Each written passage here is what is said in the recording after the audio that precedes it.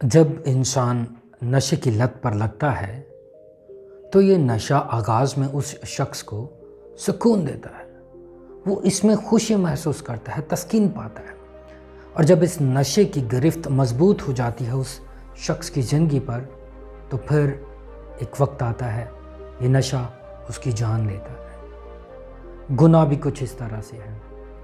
आगाज़ में तो गुनाह तस्कीन देता है, खुशी देता है, लेकिन जब गुनाह की गिरफ्त इंसान की ज़िंदगी पर मजबूत हो जाती है तो वो अच्छाई और बुराई में तमीज़ करना भूल जाता है। उसे एहसास नहीं होता कि वो कहाँ पर निकल गया, और इसकी गिरफ्त इतनी मजबूत हो जाती है इंसान की ज़िंदगी पर कि ये उसकी जान लेता है।